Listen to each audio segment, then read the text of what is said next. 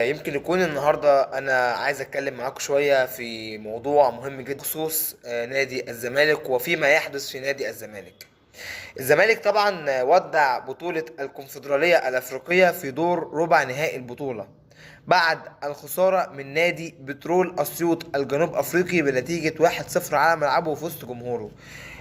يمكن يكون انا بشبه النادي بترول اسيوط لان ده ان دل فانما يدل على النادي كان ضعيف الشخصيه جدا جدا، ان النادي ده ما يتقارنش باي نادي اصلا بيلعب في الدوري الممتاز، لانه اقل بكتير جدا من اي نادي. عشان خاطر كده قلت بترول اسيوط. وطبعا زيزو رحل عن نادي الزمالك. جماهير كلها هايجه على زيزو، كل الناس هيجي على اساسه طبعا. مدرجات نادي الزمالك امبارح بسم الله ما شاء الله، كميه سب وقذف للاعب زيزو وابوه بسم الله ما شاء الله. اعتقد ان هم جمعوا كميه حسنات غير طبيعيه من جماهير نادي الزمالك بابشع الالفاظ. هما الجمهور مش جايين يساندوا نادي الزمالك اكتر من هما رايحين الماتش عشان خاطر يشتموا زيزو بابشع الالفاظ، هو وابوه. مش هو لوحده، بما ان هو الوكيل بتاعه وهو اللي كان بيعقد الصفقة. انا هنا عايز اوجه السؤال، والسؤال ده لجمهور نادي الزمالك اللي حضرت المباراة اللي شتمت زيزو بأبشع هذه الألفاظ.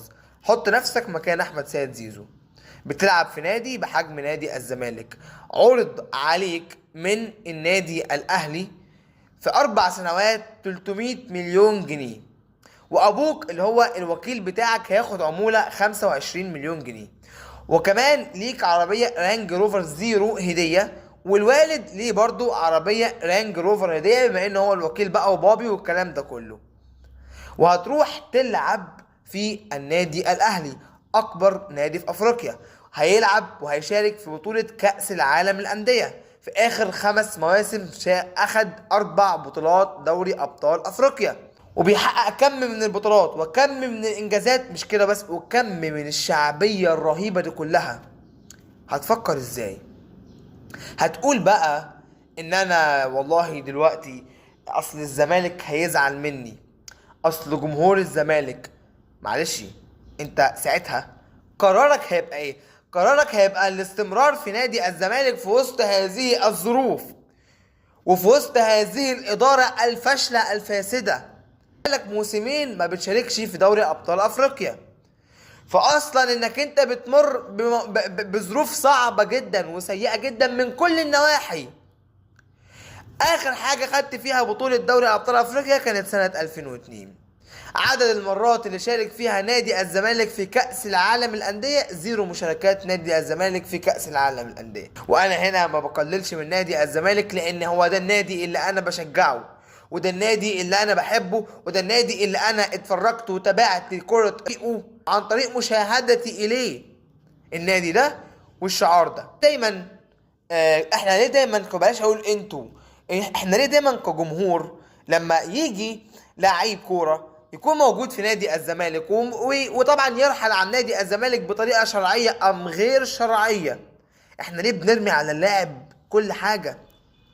ليه ما بنروحش نتكلم ونشوف الاداره؟ ليه لما امام عاشور رحل عن نادي الزمالك وراح النادي الاهلي انتقدنا امام عاشور وشتمناه؟ هتقولي ده لاعب مهزأ وقليل الادب، مش مشكله. نادي الاهلي النهارده زيزو بيرحل عن نادي الزمالك بصيغه مباشره، تقريبا بيع ب7 مليون دولار، عرض ب7 مليون دولار. مجلس إدارة نادي الزمالك رفض بيع زيزو، قال لك زيزو مش للبيع بهاشتاج، عشان خاطر يديه للنادي الأهلي هدية مجانية من غير فلوس. في أسوأ مجلس إدارة ممكن تشوفه في التاريخ،